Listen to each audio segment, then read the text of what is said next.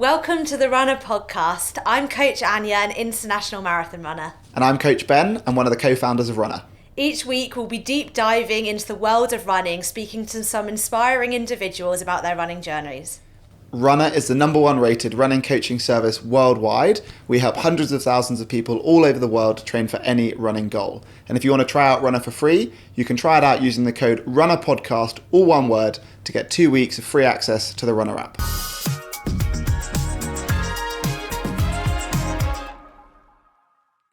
Today on the podcast we have a really close friend of mine, Holly Archer, who's also a huge inspiration to my running.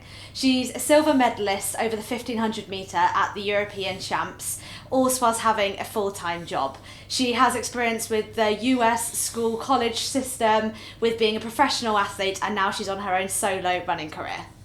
Hi Holly, thank you for coming on. How are you? I'm good, thank you for having me. We'll see if you say that at the end of it. I'm sure we will. Me and Anya are going to give you a headache. Yeah. Well, I'm just going to sit back and relax. We've got two best friends catching up, right? Yep. Yeah, Holly and I met through running, but probably I don't know that much about how you got into the sport, so I think that's probably a good place to start. Yes. So I was a early bloomer with running, I'd say. I got into running when I was about 12. So I know a lot of people got into running like lockdown like yourselves, or they get into running through a friend. But I got into running because I was a kid that loved sport, and all my friends in the locker room were like, you know, I'm not doing it. You know, I forgot my kit. I haven't got my trainers. And I was like eager, like I'm up for everything. So I tried hockey, I tried netball, and I ended up being really frustrated as a kid, quite an angry kid, and it's because I had no control over the game, and if the girls weren't trying, I got angry. So I'd always get put with the boys. So, I'd play hockey with the guys, and I'd play football with the guys, and like my PE teacher would because I wanted to really. But then again, I was never as good as them, so I'd get frustrated there. And then one day we had cross country at school. I was in year 6. Before that, I didn't really run. Our system back then was primary, middle, secondary. So I went to middle school when I was in year 5 and 6. So I moved from when I was year 4, and then I had double PE, favourite class of all week. And once every 2 weeks we had a cross country, and that's how we started it. And I did my first cross country and I had the little plimsolls on, and all the other girls are at the back or in the locker room still, and I'm on the line with the guys, like I'm ready to go. And our cross country back in the day, like we're talking a long time ago here, but back in the day we'd go off school premises, and then we'd go round, like I remember these rugby pitches, this pond, we went round a housing estate, and then we went back on school premises. Now it probably felt like 5k, but it was probably like 2.5, maybe 3k. It was a good like 10-12 minutes of hard running as a kid.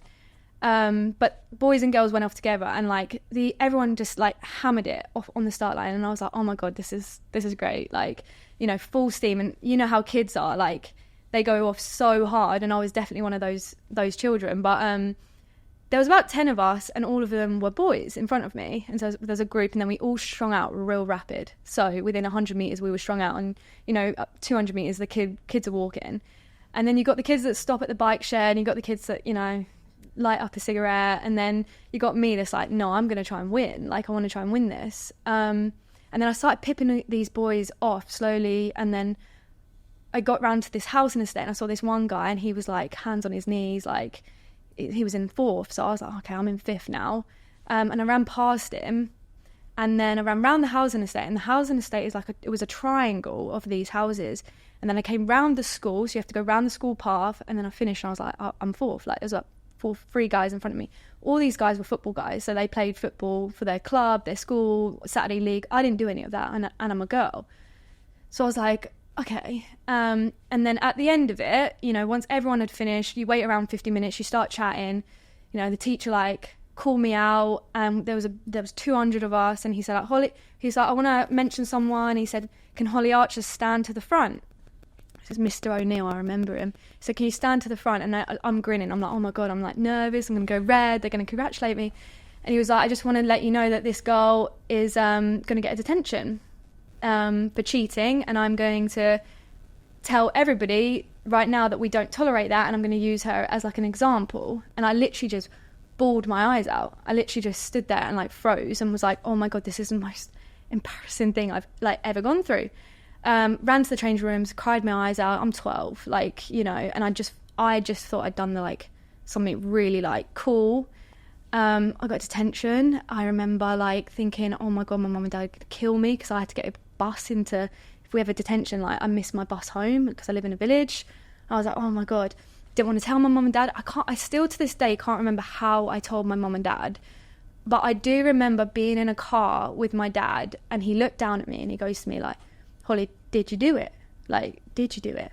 And I looked up at him and I said, no, I swear, Dad, I didn't do it. I did not cheat. And he looked at me and he said, you make a promise to me. Did you cheat? And I said, no, I didn't cheat. I said, so basically what happened, the boy in third had gone up to Mr. Neil and said she cheated.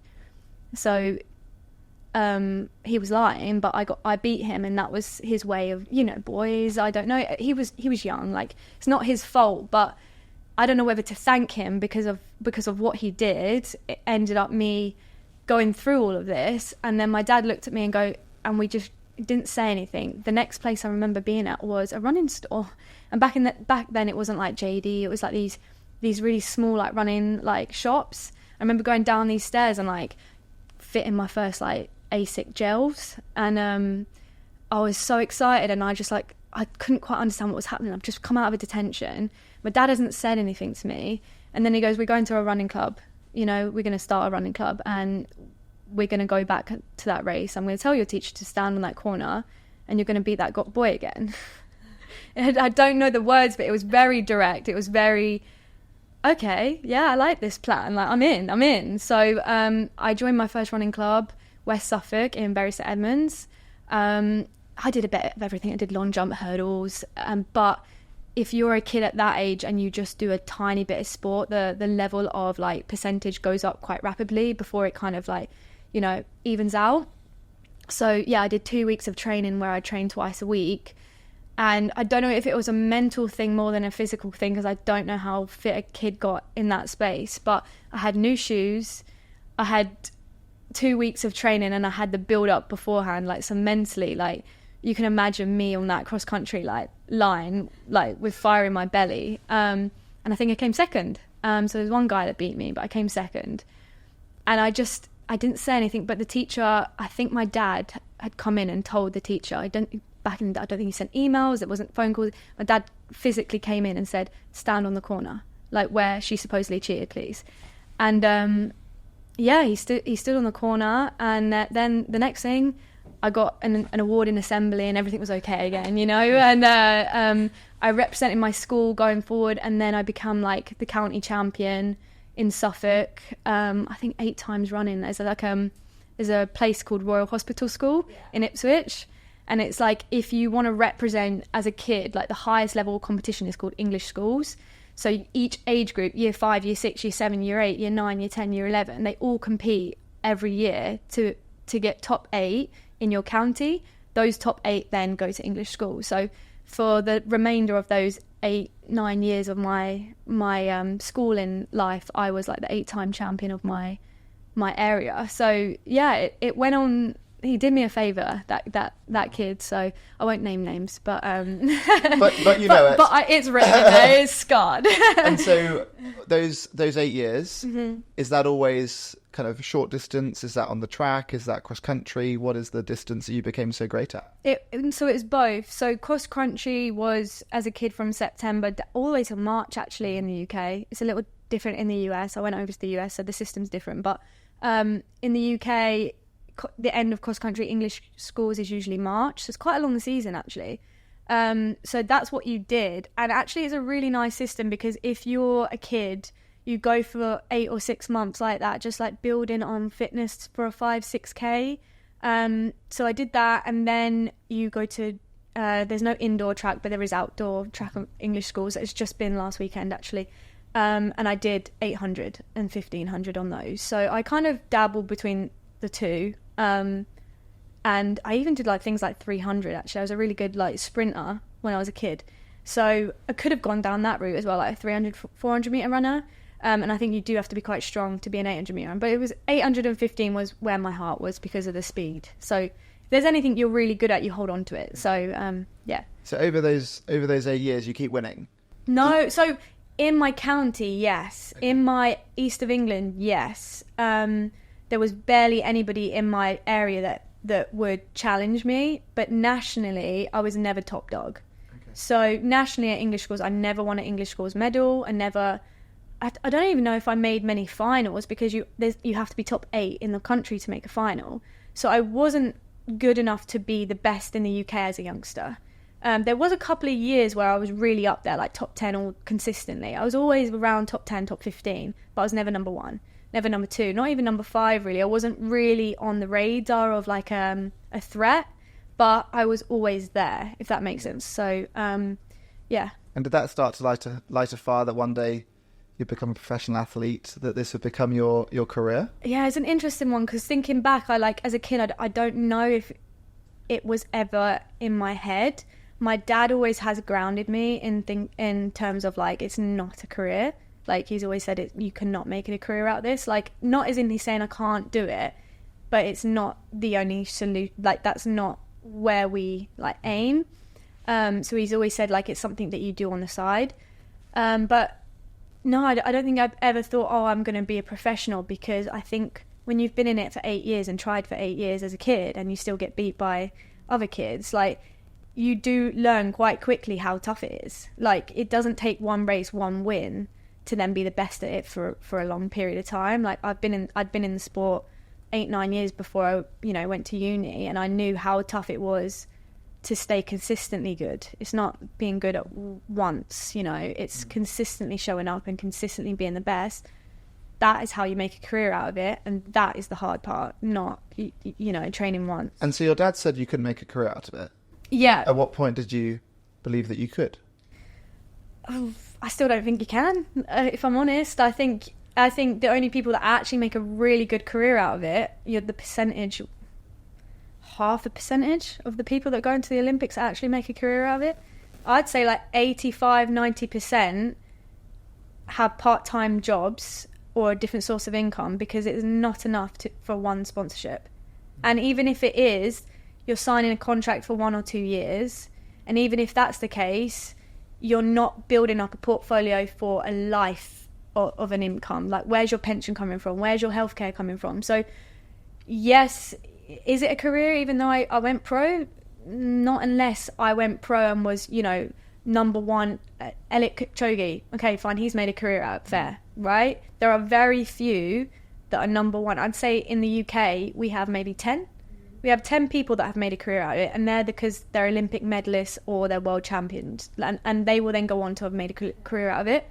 Anybody that's going to the Olympics and might make a final doesn't mean they're going to make a career out of it. They might have a contract ending next year. Because you've always worked hard for your career on the side. Yeah. You can go into it, but when you kind of reach the dizzy heights of medals in your career, you had a full-time job in pharmaceuticals still. Yeah. So when I was 16 or 17, just to go back, basically I always knew from it. There was a girl at my club. She was like 4 or 5 years older than me. Looking back at it, she wasn't even that good, but she obviously was my inspiration as a 13, 14-year-old kid, because I obviously looked up to her, and she went to the US on a scholarship. And I looked at my dad, and my dad, I think he may have planted it in my head. He'd said, she's going to America for school. And, I was like, all right. And then I was like, I'm going to do that. I was 16 at the time.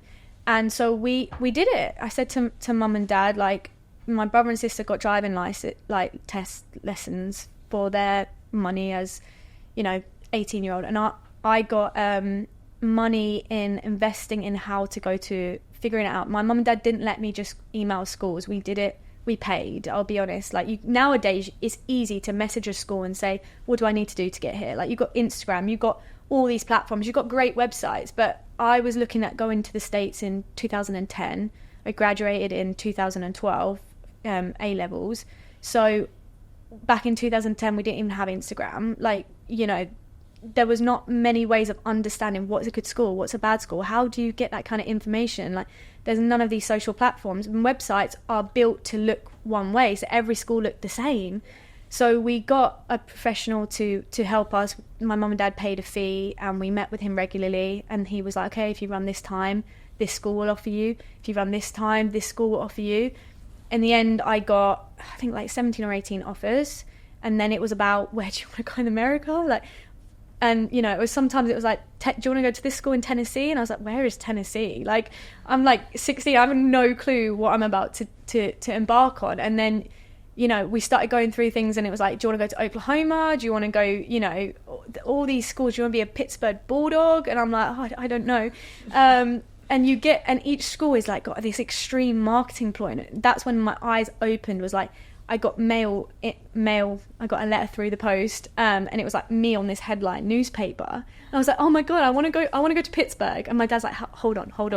Like, because they made the biggest effort, and they when they want an athlete, they recruit. So in America, the system of schooling is crazy, and the sport it's like pro level here, but in school when you're 18. So if they want an NBA, like if they want a basketball player for their school, if they want an athlete for their school that's a really good high schooler, they will do everything in their power to get you to go to that school. Because in turns, if you're a really good football player, you're making money for your school because of TV rights, March Madness, like all of the American schools are making our buck system, our unis.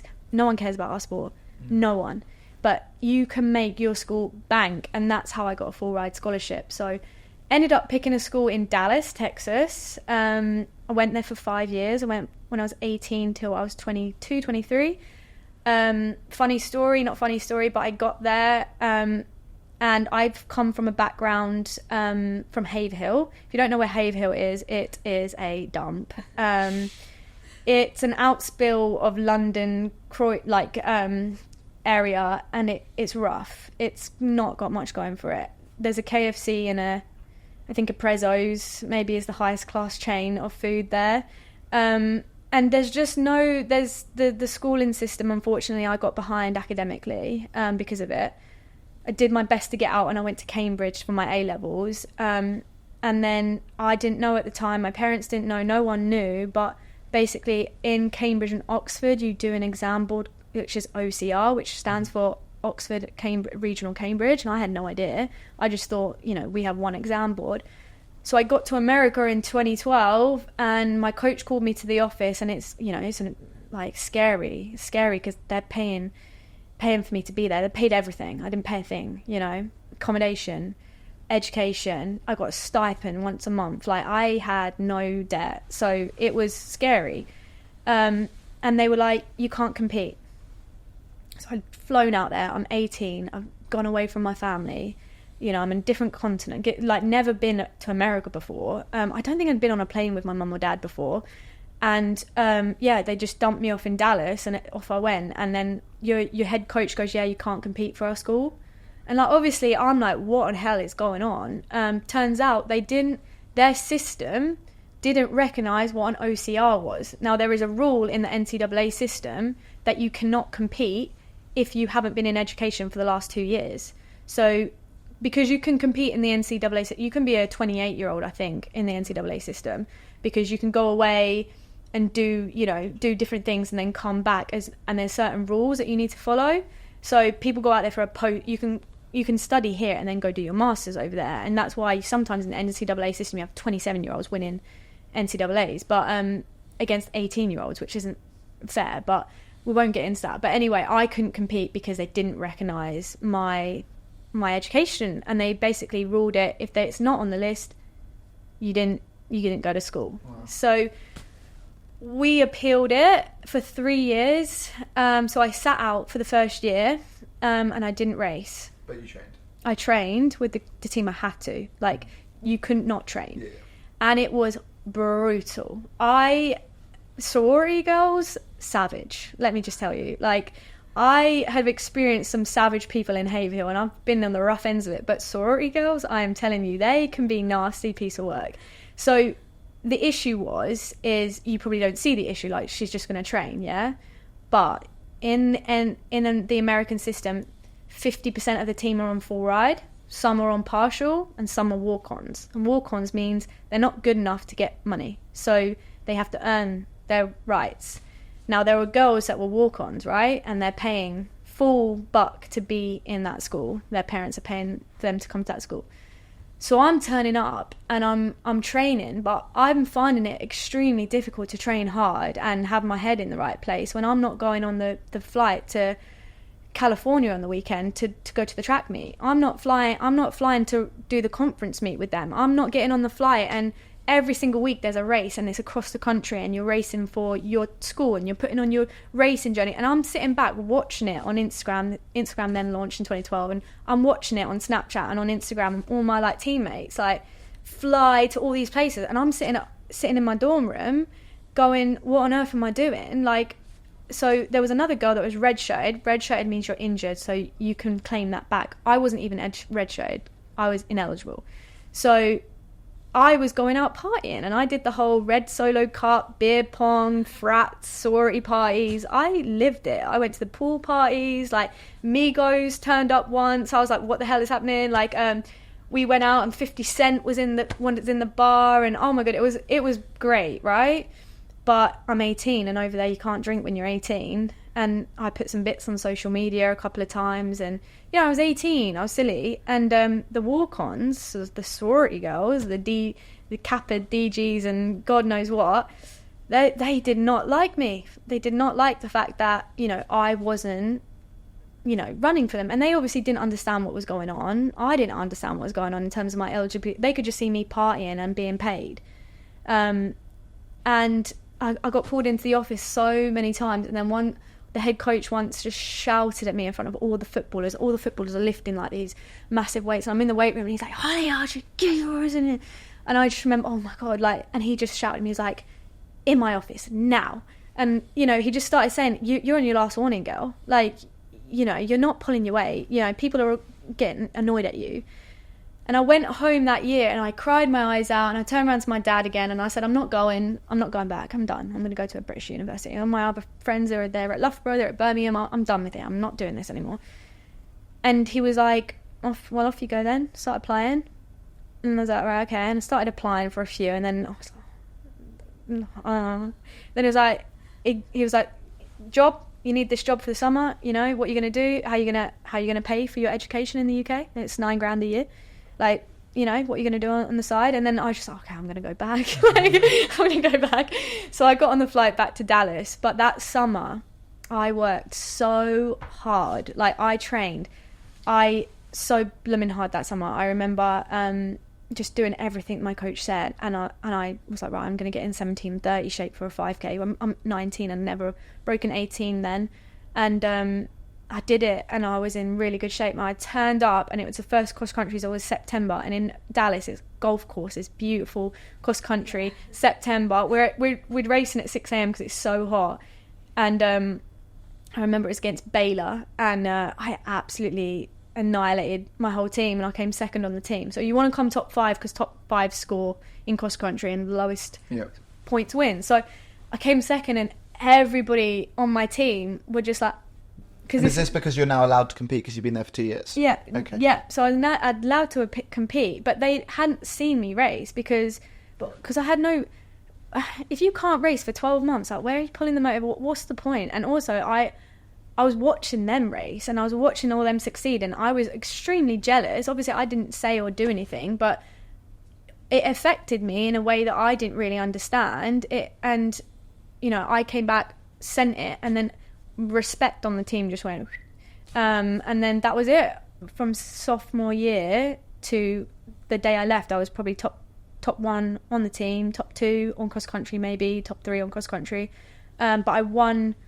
I was the girl at the track races. I wasn't only in the 800, I was in the 800 and the 1500, and then they'd put me in the 4x4. So I was scoring for my team, and I would get 3 medals every championship. Like, if I didn't come back with 3 medals, and we would win championship. If we win championships, our coaches get paid $1 and our school gets paid $1. So, at the end of it, I ended up winning the Preservance Award. I got the Spirit Award with Bryson DuChambeau. I went to school with Bryson, the US current golf.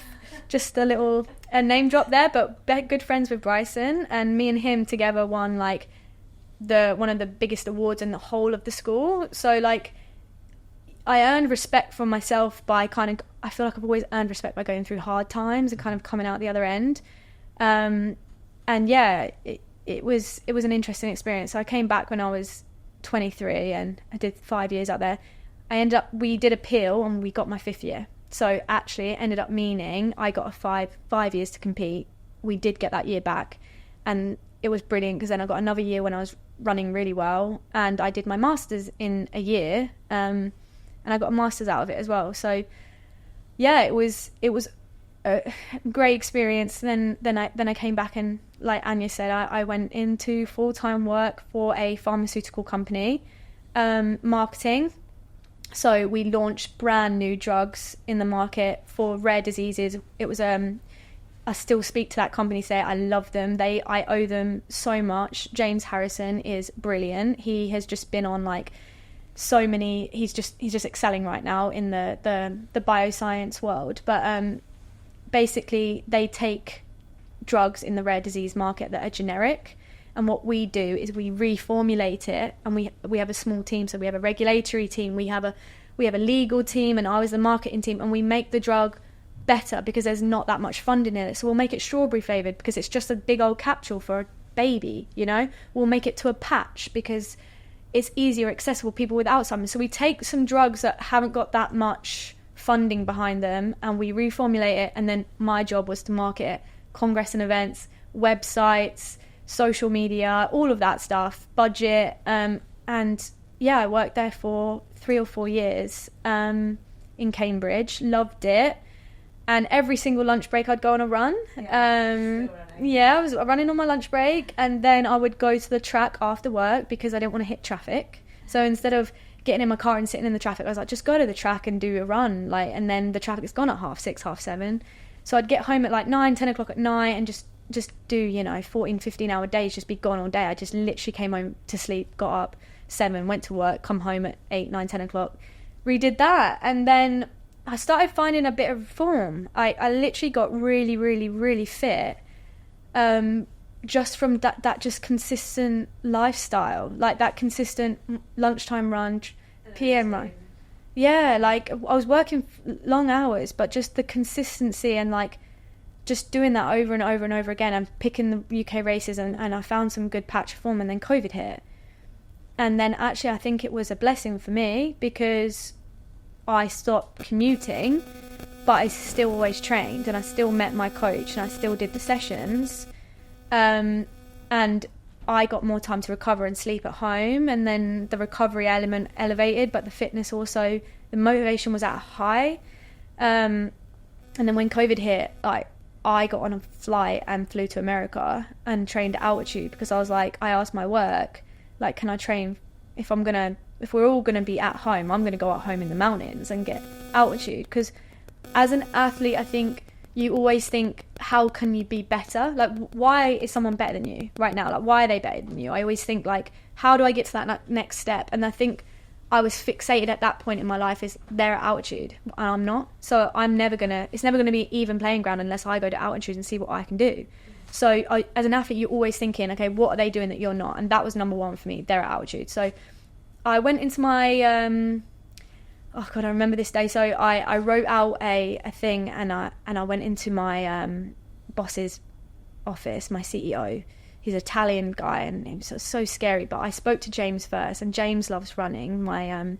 He owns the business, but the CEO doesn't understand running. But I asked James first, and James was like, I own the company, but I'm not the CEO. You need to ask Antonio.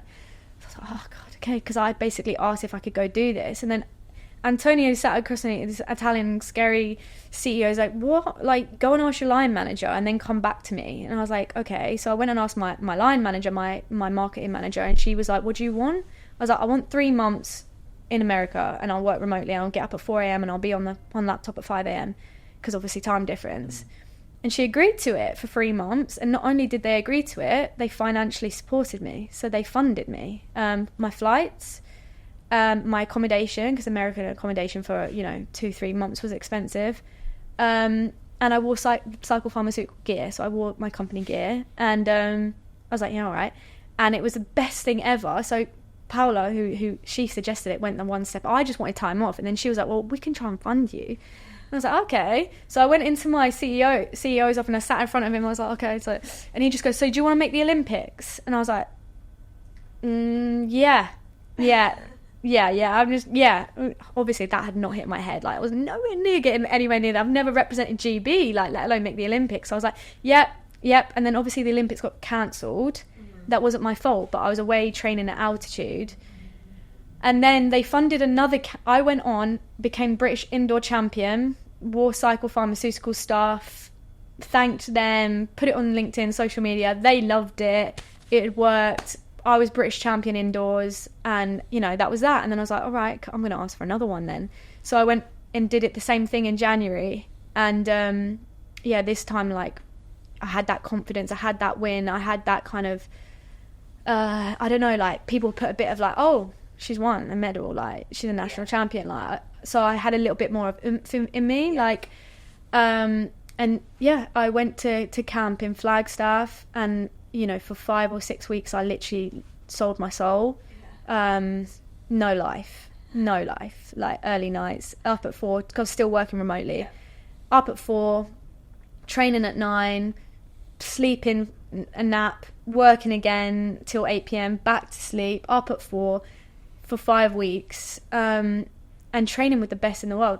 The people I were training with, Ellie Puria, she's just the US, she just won the 5k, she's going in the 5k and the 15, but I don't think she's going in the 15 for the USA. Like, these are the girls, Molly Seidel, like, the girls that I was running with, like, best in the world. So, you know, like, it was an incredible experience, and I was holding my own. And then when I came back and you know, became the indoor champion again, and then got on my first team in the Euros in Poland that year, and there was no expectation. The goal was just to make the final, because it was my first like vest, like, that you can't go and go, now I'm going to get a medal. Like, you're up against some people that have done in this game, you can't be arrogant. And but then when I got into the final, I was like, well, there's 9 of us in an indoor final, like, it would be silly not to try and get a medal. Like, what are you doing? You should try and win. Like, win or 9th was my goal in that race. So, spoiler, I got a silver. But that's kind of the build up and the path to becoming a European medalist. And wow. Wow. And told you I can talk. And that entire time, do you have any support from anyone other than the pharmaceutical company you're working for? No. Wow. So when were you noticed by a brand to get a professional contract? After the Olympic trials. Okay. After Tokyo Olympic trials in 2021. And that was because when I was in Flagstaff training hard, I knew a agent. So an agent was also a coach in Flagstaff. And when you go to Flagstaff, you'll see that every coach of every athlete in every country kind of will go to a different location of altitude in the world. There's a few of them that are trainable, as in, you want to go to a location where you're at high altitude, but you can also drop down for hard sessions. You want to go to somewhere that's easy accessible on a flight, got good food. You know, Kenya's great, but the food, you can get food poisoning. You know, it's not always easy to get in and out of. Like, Flagstaff is one of the bases. Colorado can be good, but snow is too prominent. So, you know what I mean? Like, there are places to go, and Flagstaff is one of the hot spots. So it doesn't take much for a coach to be like, who's that? Like, you know, do we want another, you know? So I got picked up on a few coaches, and you know, people noticed me. And then when I went and got my medal as a non-pro, working full time, it raised a few eyebrows, I guess. But I do feel I was at a disadvantage because I was 27 when I won my medal. That's older. That's, people like to pick you up when you're 20, you know, 23, out of college, like, fresh meat. Like, you can go through so many cycles of championships, so many cycles of European, so many, you can go through 2 or 3 Olympic cycles. 27, how many you got? 1? So you're not as desirable from a brand perspective, and if you're not desirable from a brand perspective, then you can't join a group. Not the coach might want you, the girls in the group might want you, but you need to afford to live that lifestyle, and that money comes from a brand. So, you know, I was at a disadvantage based upon that, I think. It's just the way life is, but you did get a brand support you. Yes, I did in the end. So I missed out on Tokyo by 0.3 of a second.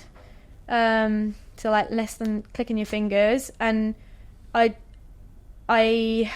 will go into the selection policy, but I just don't think I was aware of what was required of me. Going back, there would be so many things that I would change, and maybe I would have been Olympian, and maybe I would have got more sponsorship, and maybe who knows. But you can't regret anything. All I do know is that I didn't make the Olympics and I came fourth, and you need to come top 2, top 3, and you need to have the standard. No one had the standard when I raced. It's tough standard, obviously. No one had it, so they have this thing called ranking points, and I was ranked well in the top, like 36 in the world. And after the champs, I was still ranked top. I think I was ranked 32 in the world. So I got an invitation. However, they took another girl because the other girl had slightly more ranking points than me in the UK. But I didn't know that going into the race. So had I maybe changed my race tactics on the day to win that race or do something different on the lead up, maybe I would have done something different. So I didn't know that. I came fourth, but I presumed that they wouldn't take anyone if they didn't have the standard. I was like, you have to have the standard or you're not going to go.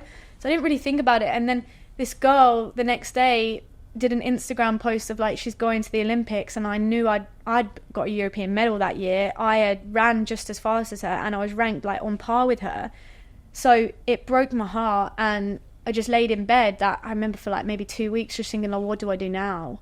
What do I do? Like, I've just trained for 4 months in Flagstaff under my own whim, spent thousands of my own money, supported by Cycle, working full time still to make this Olympic team, and I felt like I'd let everyone down, like including myself. Like, it's really interesting. I had this diary at home, and I actually, for the first time, like, I was in such a bad place. I was like, I need to talk to a therapist about this, like a sports psychologist, but therapist, if you will, and there's no difference in it. But I still have the diary because I look back at it sometimes with my training notes, and they asked me to write 3 words about myself, and I still remember the 3 words because sometimes I've looked back at the training sessions to see like, bloody hell, I was in great shape. Like, I was running these mile reps in like 4:50 in training.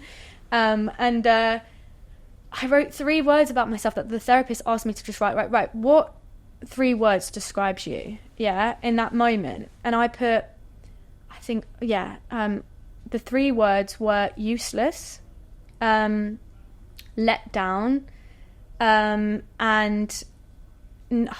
I think I put something. I used a word about like not being strong enough, so not robust enough. So these were the 3 words, and I look back at that and think, bloody hell, I was everything I had done that year, like full-time work, like nearly made the Olympics, no sponsorship, like I also had a really tough time with the breakup that year and was going through so much, and those were the words that I was like describing myself as. So it was a tough time. For 2 weeks I really didn't know how to move on. Like, I didn't know what do I do? Do I go back to work? I feel like I'd failed my work.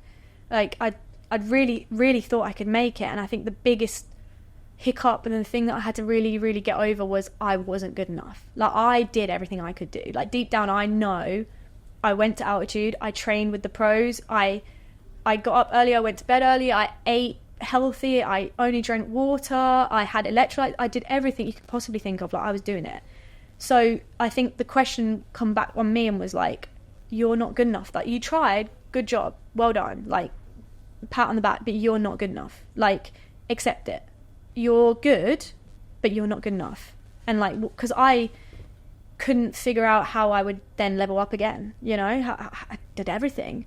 So I went back to work, I went into the office, and I just felt a bit numb and a bit lost, and I felt like I loved the lifestyle, and I loved the process, and I loved the ups, and I loved everything who I'd met, and I kind of had to just go back to my old life, and I just felt like a bit like a failure. And then one of the agents messaged me and was like, look, if you come out to Flagstaff, we'll offer you a deal. Hadn't signed anything, but I just got on a flight and went. I didn't tell work because I didn't know if they were going to offer me anything. I just took a holiday to begin with, and then I told work, and I was like, look, I'm going to do this. Like, it's 2 years. I consulted them privately first. I've got great friends. The director I know, the CEO, the owner, I spoke to them separately first before I handed in my notice and said, look, I actually said to them, what would you do? What would you do? And he said, take it. Do it. 2 years of your life, what is that? Go do it. You're always welcome back. So I decided to let go of working at pharmaceuticals, and I signed in October of that 2021. And signed with Under Armour for a couple of years, and the rest. Well, no, that is absolutely incredible what you've been through, and very excited to no doubtably go and break 1540, given how much we know it means to you. Yeah, hopefully. Fingers crossed. Nice. Well, we're going to segue over to Steph, who's going to give us our coaching tip of the week.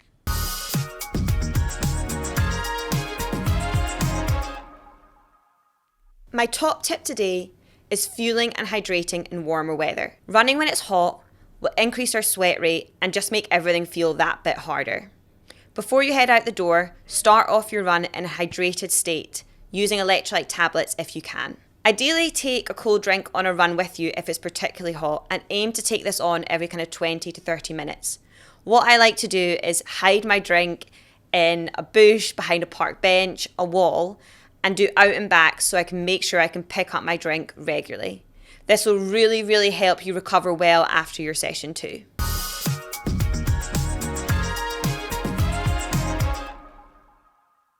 Thank you very much for that, Steph. I have a myth to debunk, which I'll ask Ben and Holly can chip in. This myth is, you shouldn't run if you are sore. What are your thoughts on recovery and all of that jazz? It's a great question. So I guess first of all, we kind of need to understand to be able to feel our body as a runner. There's probably two different types of soreness. There's like muscular soreness, and then there's pain. And I would go to say that if we are experiencing pain, which would probably be a sharp discomfort that's probably more likely to be in the joint or in kind of the ligaments and tendons around the muscles, you really shouldn't be pushing those areas and really giving yourself time to rest. If you've done a really hard session, your muscles are going to get sore. Like, if you've gone to the gym and you've done your squats, you're going to have sore quads or sore glutes. To some extent, we can still move, and it can be really productive to go and do some easy running to flush out the body after a hard run or after a hard gym session. Again, it could be productive to go and swim or cycle after a hard session. So, however, saying that, if you're someone who maybe hasn't exercised multiple times a week before and you're running twice a week, you probably should be giving yourself a few days off after a run. So it's all about understanding where we are now, learning to feel the body, and then as we look to do more, gradually building things up. And practically, I'll push myself hard when my body's sore. My body is aching, and I woke up and did a club cycle ride this morning, but that's soreness from an interval session yesterday running. So then I'm probably taking it easier running today. So it all kind of depends, but it ultimately comes down to learning to feel the body and trying to be able to distill the difference between just fatigued muscles and sharp pain. I don't know if you'd add anything to that, Holly. No, exactly that. And I think the importance of following a program relates directly to that, because most running programs, or if you're following a coaching, you have a rest day in there, and that's what that's for as well. Like the days off are for you to kind of reap the rewards of the training. It's not necessarily to stop running. It's meant to be for the gains to come into play. But yeah, exactly what you said. There's two levels of pain. If you're tendon and bone, obviously do not run and wait for that to heal or seek advice on that.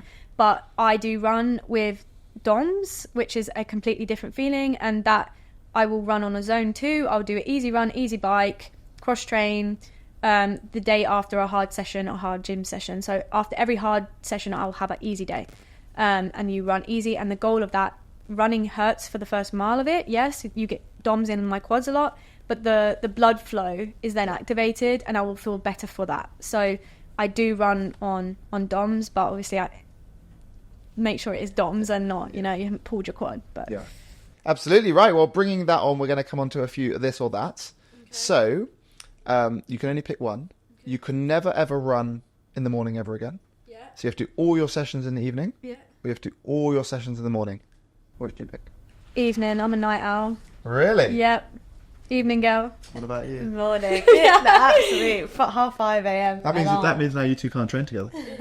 Yeah. We found a middle ground in our training camps. Yeah. Like, it would still be the morning, but it'd be later in the morning. Okay. Yeah. I'm definitely morning. I mean, I double, so I don't get a choice in it. But Fair enough. Okay, right. So next up, all of your running for the rest of your life is on the track, or all your running for the rest of your life can never touch the track. What do you choose? Oh. I'll actually go for the second one to probably not off the track now because I've done so much on the track. Like, So what about 15? so much trauma on there. What about 1540? You can do that on the road. I can do it on the road. I've done 1603 on the road. I can do 1540 on the road. Fighting talk, we love it. Okay, and then last one. Every meal, rest of your life, is brunch. Okay. Or you can never have brunch again. Brunch. Because brunch is anything. Brunch is best. Brunch is pancakes. Brunch is... You can have eggs. Brunch is... Yeah, brunch is life. Yeah. I'm with you. Yeah, you can make it. I Yeah. love brunch. Yeah. Right, so we just all go for brunch 3 Yeah. times a day. Forevermore. yeah. Done. Okay, well, to wrap up the podcast, we like to ask the same silly question every time. Okay. You are on the start line of... We normally say marathon, but let's say your next half marathon. Yeah. You're totally naked. And you can bring 3 things.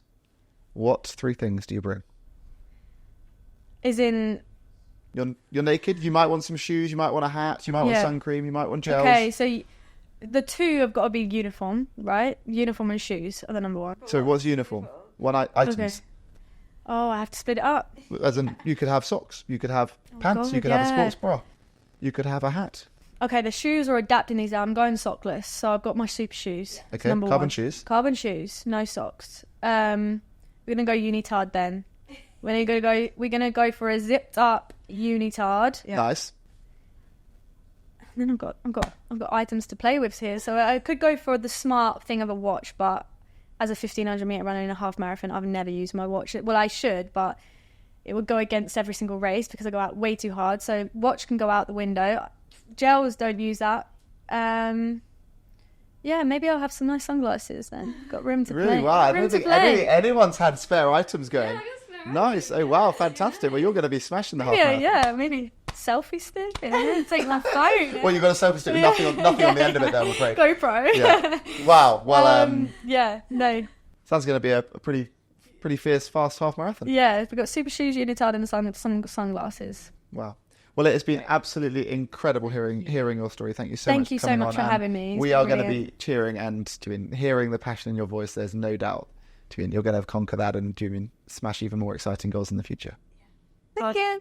Today's podcast is brought to you by Runner. If you want to train for any running goal, please download the app and don't forget you can use the code Runna Podcast for a 2-week free trial. If you enjoyed today's episode, please like, share, follow, do all of that nonsense, and we'll be back here next week. And if you want to be featured, send us your embarrassing running story. Either send us a voice note on Instagram or send us an email to podcast@runner.com so that we can have a good laugh at your expense in Runner HQ and share it on one of the next episodes.